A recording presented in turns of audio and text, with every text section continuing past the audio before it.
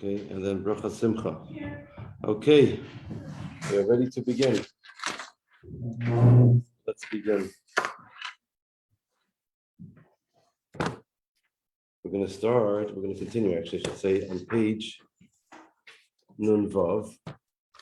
We're learning the halachas of pas of bread. Today is the yahrzeit of my mother's mother, my grandmother, Gittel Bas Rabbi Yisrael. I never knew her because she passed away when my mother was only 7 years old. So it's her 79th yahrzeit. But by my grandfather's levaya, we met people that knew her. And she was a very regal woman. She passed away, unfortunately, during the wartime. And Shamash have an aliyah, and all Yidden should have a Yeshua. Okay, halacha hey.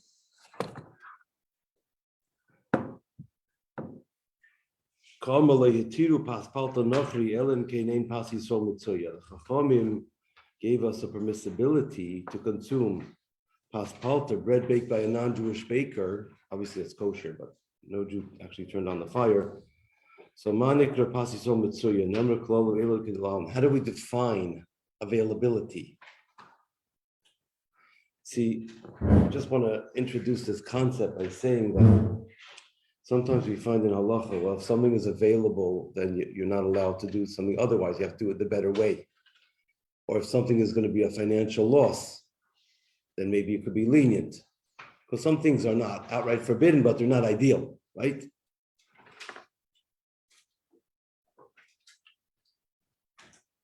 So halacha gives clear guidelines in how we define pas Yisrael mitzuyah. If pas Yisrael bread is available to you. If it's available to you, you're not allowed to have non-pas Yisrael.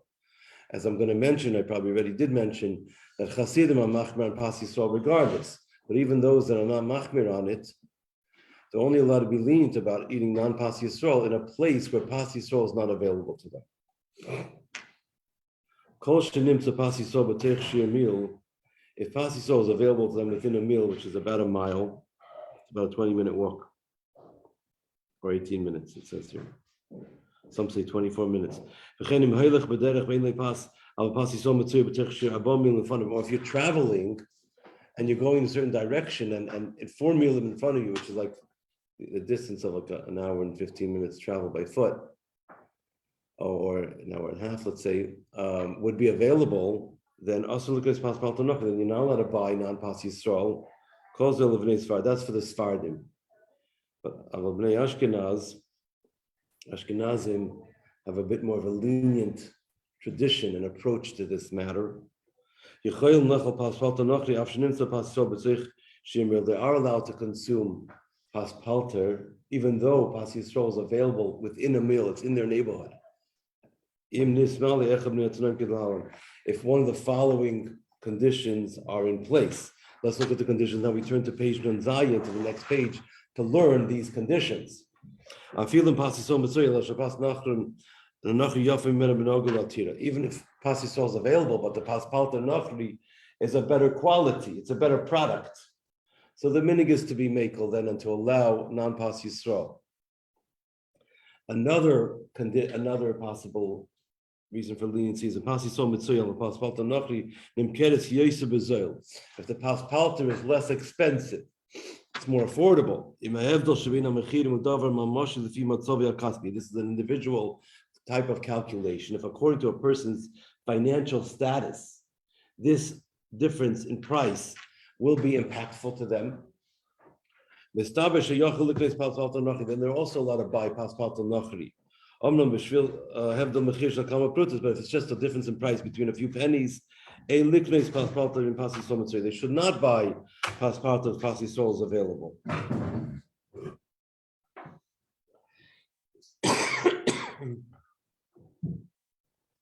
Now, in Halacha Vav, we're going to mention, I think I mentioned this last week as well, that even those Yidden that are lenient and have paspalter the whole year, during Aseret Yimei Tshuva, all Yidden are supposed to be machmer only to eat pas Yisrael, because we have to be mefashim, we have to scrutinize our deeds and try to basically shape up, try to be a little bit better, to prepare ourselves for the Yimei Hadin. Even somebody who eats paspalta the whole year. So they have to be stringent upon themselves. It's brought down clearly in Shulchan Aruch not to have paspalta during a certain Yeshuva. Even if they're in a place where they cannot find pas Yisrael. Too bad. What does that mean? Too bad. They can buy a bread maker. They can eat matzah. They imported. It's a year old. They can do a lot of things. They can't have a bread that's not pas Yisrael. They can bake themselves. Or you can go to a kosher bakery and turn on the fire. And if they don't let you do that, you can go with a cigar and throw in the cigar that you lit. I'm just kidding. But you can try that also. As we're going to explain. Now, the next halacha, I want to introduce it by explaining the following. The primary reason why the Chacham established these laws in the first place is a geder chasnos, is a fence and a protective measure against intermarriage. So think about it. If I'm going to buy bread from a non-Jewish baker who's selling bread to make money, they're not looking to try and get close to me because they want to have my daughter date their son. They're not trying to, they're not trying. They want to make money. They don't care. They want to treat me nice because I'm a customer, and that's the end of it. It's a business relationship. There's no personal friendship. On the other hand, if I have a neighbor who's got a son who's 23 years old, and I have a daughter who's of eligible age, if I'm going to start becoming very friendly with them, maybe things will go a little too far.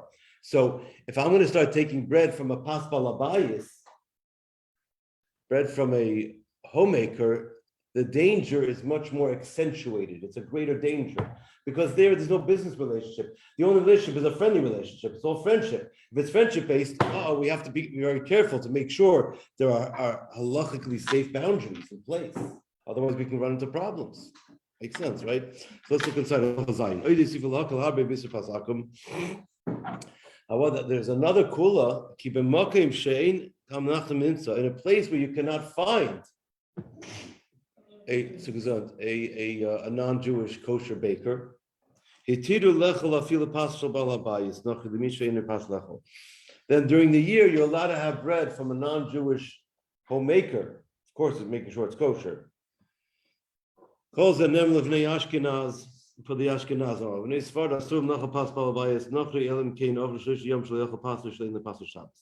the Sephardim, there are more stricter qualifications.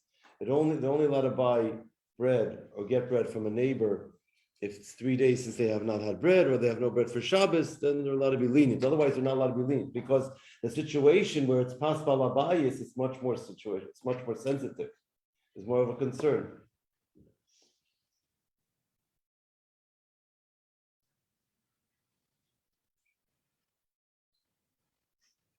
I had a customer who he already passed away, a Goyish fellow.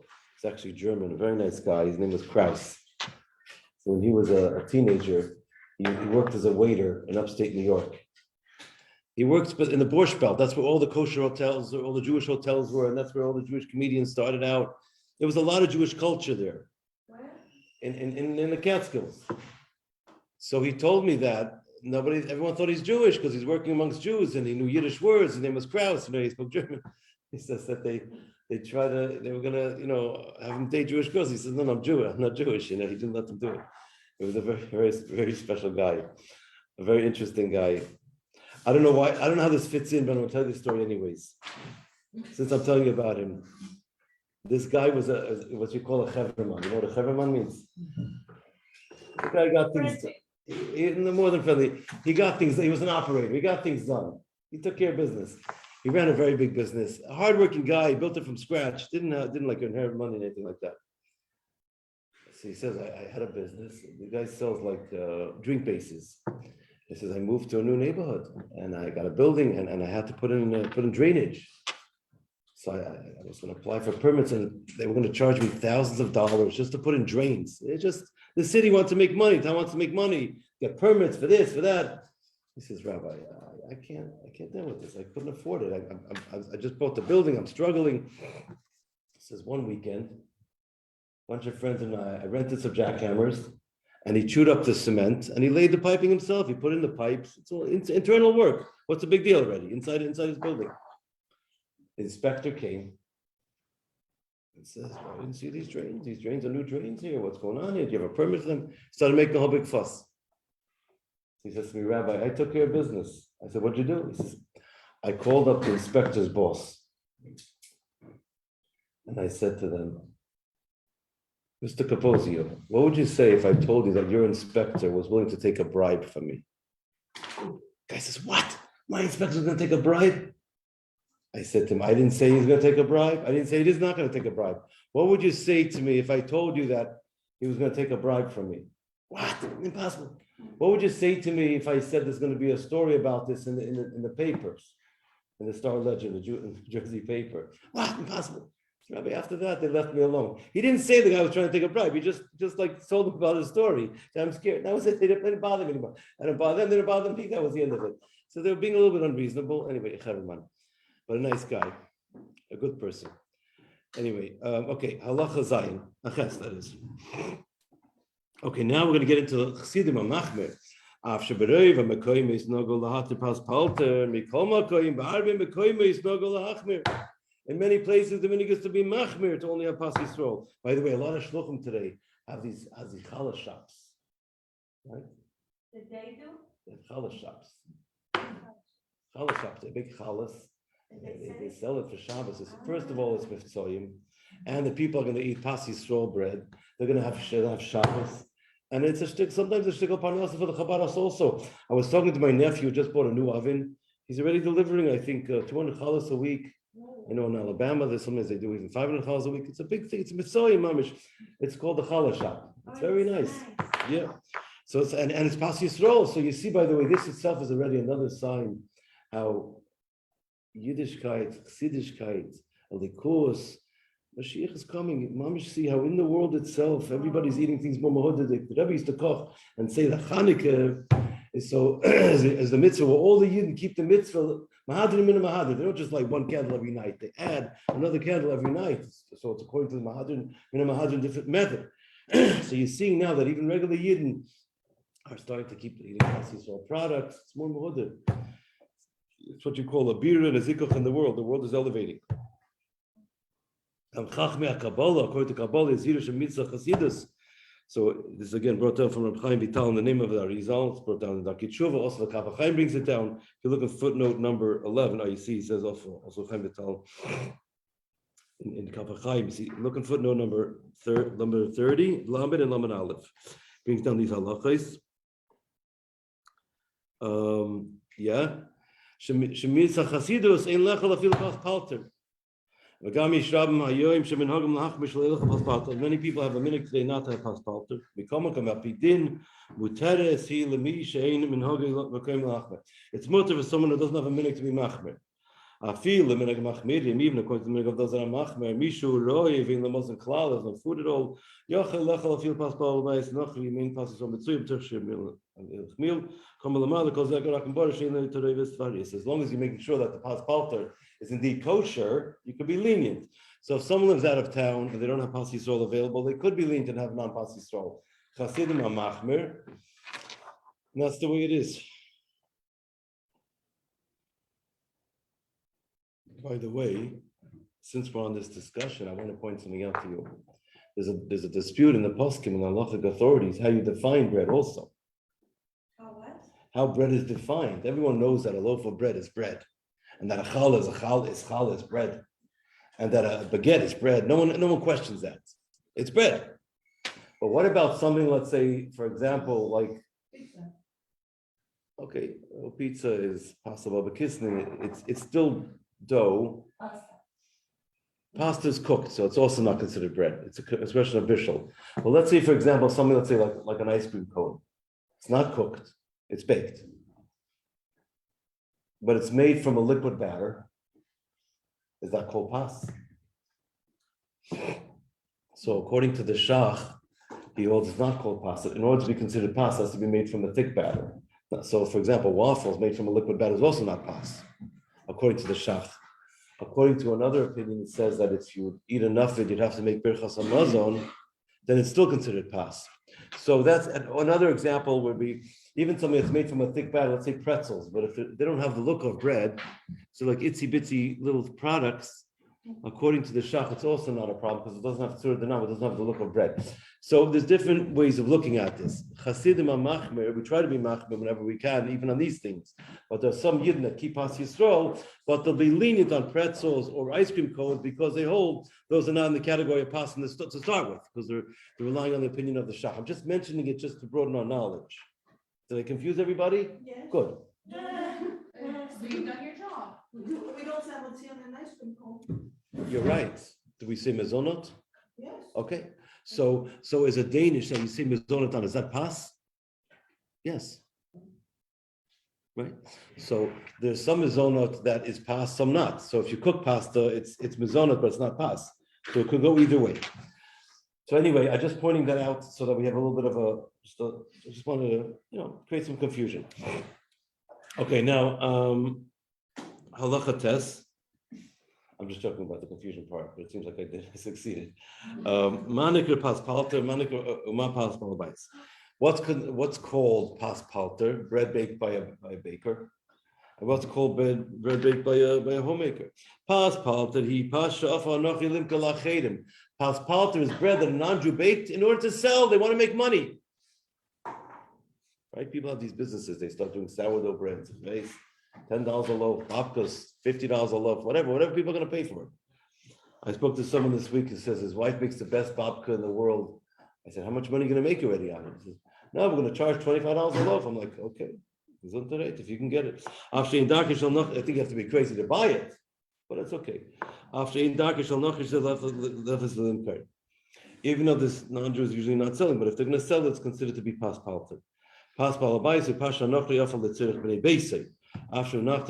Even if, let's say, for example, John the baker is a famous baker, he has a bakery, but at home he's baking for his family, and he says, I'm going to give you a loaf of bread to bake for my family. That's called pas palabayas then, because he didn't do it to sell. So it depends on the premise as to what he was doing or she were doing at the time of the baking. If they were baking it for the sake of just giving to their family, not to sell, it's called pas palabayas. It's more strict.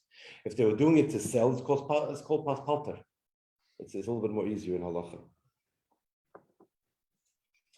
Halacha yod ein din pas akum nikbal lefi misha pas b'shusayata. The din of pas akum is not established according to where the bread is now. El lefi misha but according to one who's involved in the baking. Balabais nochri shekanas pas minafter in Sunday Yisrael. The balabais nochri who buys bread from a non-Jew from a baker and gives it to a yid. Pas palter, it's still called pas palter because the bread was baked as pas palter. The fact that I now own it, I gave it to my friend, it's still going to be pas palter. Okay? Because it goes after who baked it. And the same would be if, for example, a non-Jewish neighbor baked bread for themselves, and then they decide, I'm going to give it over to a baker to sell. And then the baker sells it. If you buy it from the baker, it's still considered to be pas balabayas because it was baked as pas balabayas. What about rice bread?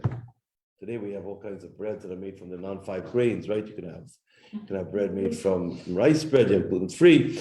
I have a company that does gluten-free pizza crusts. It's a shahakal. I made them right on the package, shahakal, because people are not going to realize. Imagine you can have a whole pizza and then make a shahakal. It's a gather in the world of taiva. It's a whole thing. And that's how we know Mashiach is on the Mamish, yeah. And then you can have some people make breads out of various flours. I don't know. They got all kinds of interesting flours you never heard of, by the way. They invented these new flours in the last few years. Armaneth flour and kamut flour and achmeis flour, all kinds of interesting things they have. They also use bean flour, rice flour, whatever it is. So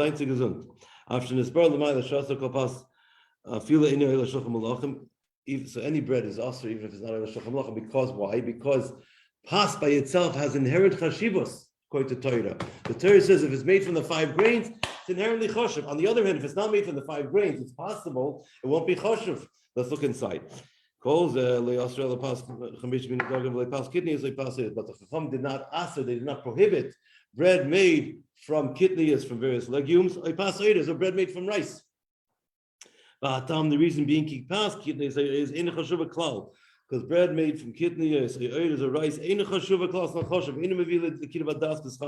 Doesn't bring about a closeness. It's not part of the gezerah. Again, by Yisur b'Shalakim is no problem. B'Shalakim Akim she'ein Eila Shulchan Malachim. It's not Eila Shulchan Malachim. Ava Pasha Chamish is Minei Dagon Shegaz Raleh. But the bread from the 5 grains that the Chacham Aser Asur b'Cholini is also b'Cholini after Pasu Ein Chashuva. Even though this pas is not Chashuv, Ein Eila Shulchan Malachim commission is part. Because if it's from the 5 grains, it's inherently Chashuv, and therefore it doesn't matter whether it's something you would serve at a king's table, because it has inherent Chashivas. Now in Halacha Yud Beis, we're going to get into the intricate definition of what's considered pas. It relates to what I said earlier about the ice cream cones and about the pretzels. Okay, we'll try to bring some clarity. This is a little bit of a sketchy subject. It's a little bit hard to define. It's hard to define. It's a little hard to understand, but we'll do the best we can. Halacha Yud Beis, Manikra pas. Anything that you're going to come to make hamoitzi on, meaning it's, for example,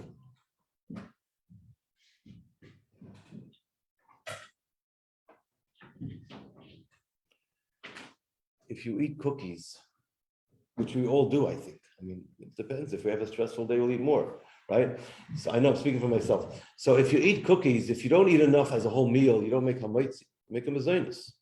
If you make a whole meal out of cookies, theoretically, it's not a healthy thing to do because you'll feel this for the next 3 days or maybe a month. Then you have to make hamoitzi. So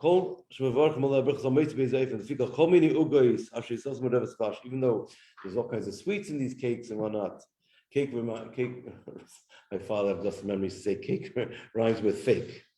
Whatever it's we all it's sukkah v'tavlin, or let's say sugar or honey, what have you, sweets. Even though you don't make a mitzvah,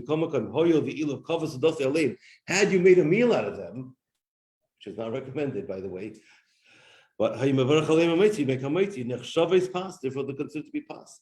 Therefore they're part of the Isra pas Akum, both in the lenient form and also in the stringent form, because we know that pas is leniencies. Right, if it's a place where you can't get pas Yisrael, you can be lenient according to Halacha. Even the Chassidim HaMachmer is also has a stringent side, because if it's made from the 5 grains, it's inherently chashuv. So if it's to be makel, if it's baked through a palter, through a baker, then you can be, it's permissible. Lahachmer to be stringent, if it's cooked baked through a balabayis, asuris. Biscuits. Let's say biscuits. Pas are also part of the pas category. And let's say crackers, let's say saltines and the like, graham crackers, all that's called pas. If someone's leaned on pas palta, they can have those. Known as the bagel, the American food, the bagel. You put it in there's a singer that had a whole song about this, making fun of bagels. Take a rubber tire, put it in some water on the fire. Anyhow, you boil the bagel first, and then you bake it. That's what makes it crispy. By the way, that's the whole trick. New York bagels are delicious for the following. I'm in the food business. I'm giving you a secret. Why are they delicious? Because first of all, a real bagel, to make it real, you have to first boil it. If you bake it, it's like dough. It's not a bagel. First you boil it for like a minute or two, and then they bake it. And they boil it in New York water. New York water tastes very geschmack. Don't ask me why. But there was even a bakery in somewhere in North Carolina that was importing New York water because they wanted to be able to sell New York bagels. So chshivas. Maybe it's just made up, and maybe it's just people's perceptions. But not really. I'm not in the mood. Sorry. But it's a song by Country Yossi. Actually, I think it's Country Yossi. The bagel man bakes every bagel that he makes, satisfying and delicious, not nutritious. We could take some fire. We could take the bagel, put it in the fire. Wait, I'm missing a rubber tire. Whatever. It's funny. It has the din of lechem because at the end it's baked. So it's considered pas. Yeah. So if it's baked through a palter, it's going to be permissible. It's never mezanos. Well, no, a bagel could be mezanos if it's sweet. But again, if you would eat enough of it, you're going to come to make hametzi. So it's in the category of pas. What about knishes? It's another American food. I mean, this is a Jewish food. Knish is like a knish and a pickle. So a knish is very interesting because it's a food that has 2 halachas wrapped together in one. For example, if I have a potato knish, right, the outer layer is dough, so it's the din of pas. right? Makes sense, right? The inner part is potato, as the din of bishul. So it's a very interesting kind of food because you have two halachos wrapped together in one food. Two different shilas in one food. Let's look at inside. Pashtida v'yuga nefes really basar. So first we're speaking about pies. You have pies, right? So you have you can take a crust. You can put meat on the pie. You can put cranberry sauce, whatever people's recipes would call for. Let's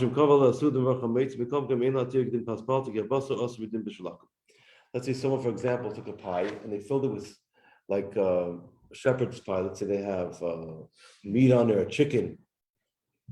So even it's made out of dough, right? No, I'm sorry, my mistake. So we'll try a different example. Let's say it's a quiche full of meat. You have pulled beef on the quiche, whatever. So since there's meat on there, if no Jew turned on the fire and no Jew cooked that meat, it's going to be usher because of bishul akum, and the meat is fatty, so it would make everything usher of bishul akum. That's a problem. Knish, which is barekas, b'mulim tapuchi adam. So other barekas, other knishes that are filled, let's say, with potatoes, potato knish.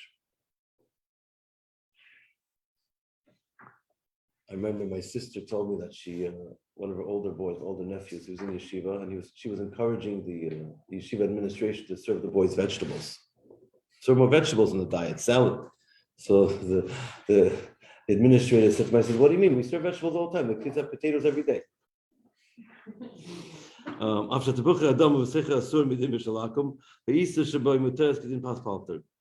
in the case of a potato knish, if the potato is not cooked by a yid, so it's bishul akum, but because the potato is not fatty, you could still scrape off the potato and have the dough part, because the dough would be paspalta, because there it's not fatty, it's not going to make it usser. In the case of meat, because the meat is fatty, it would make the dough usser, make it forbidden. Does everyone understand the difference? Okay, good.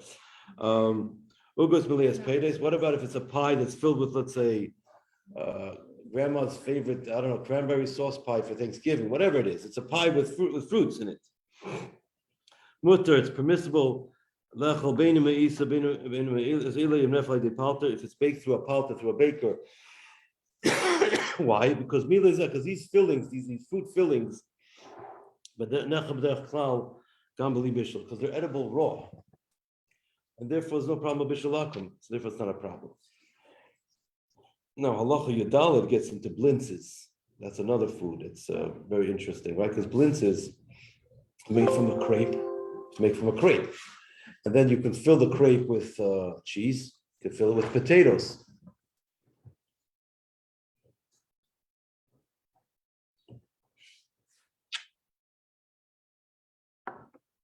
Yeah, that's one of my favorite foods. Blintzes, Shavuos. I don't eat dairy blintzes. I only have potato blintzes. I'm a picky eater. Okay, halacha yadalit sufkanim blintzes v'chein leviva is nasim me'isar rako. It's made from an isar rako. It's made from a liquid batter. Because to make a blitz, you have to pour it on, right? It's fried, right? It's a small amount of oil, though. So he says, doesn't have the din of lechem. Even if you would eat a whole meal of blitzes, you don't make a maitzi because it's not considered to be bread. So there's the chumer side. If a non-Jew would make the blintzes, it's going to become usher because of bishul akum. If you bake it in a pan without any oil or a tiny bit of oil, so this is talking about blintzes that are deep fried because it's really like cooked.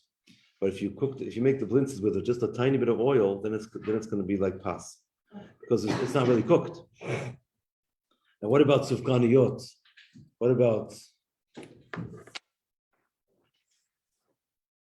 sufganiyot that are eaten on Hanukkah? They're made from a thick batter. Donut. They have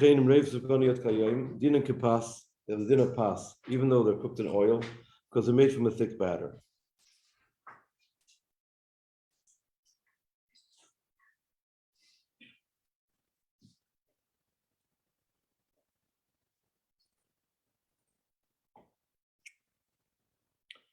So macaroni and halacha tezva, macaroni, pastas, and couscous, farfel, they don't have the din of pas akum, not bishul akum, because they're not. You can only eat them with cooking them, and a Jew finishes off the cooking process.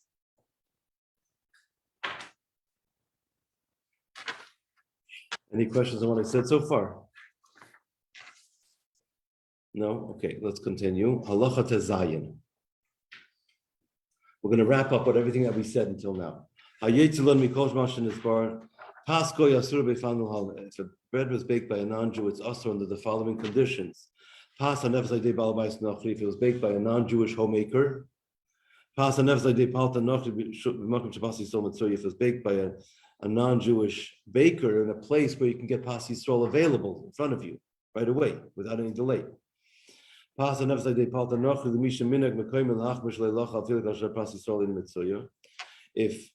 If you have pas palter is available, but you live in a place, I'm sorry, you're machmer, like the chassidim are machmer, only to have pas yisrael, so then you cannot have pas palter. A pas that you're never going to come to make hametzi does not have the din of pas. Even if it was baked through a baker.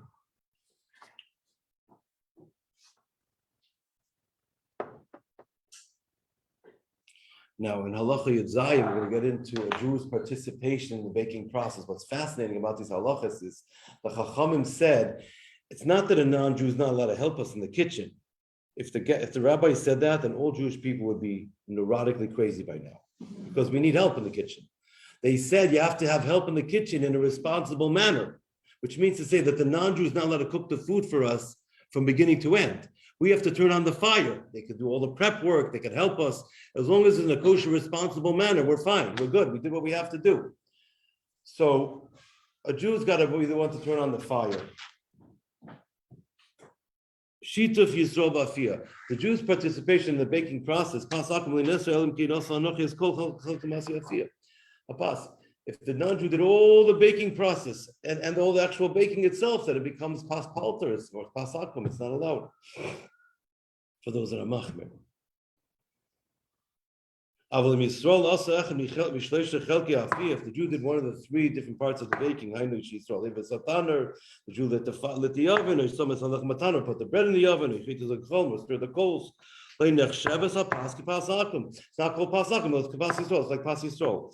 Also will make with regards to pas akum. Even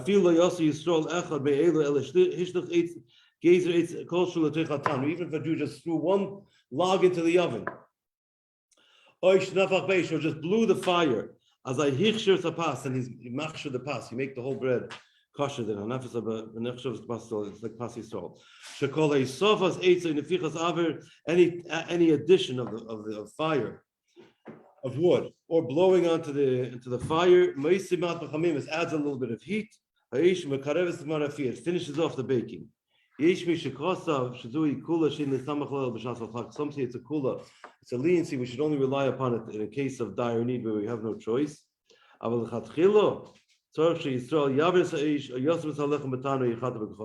Jew should be the one to turn on the fire or put the bread in the oven. If you didn't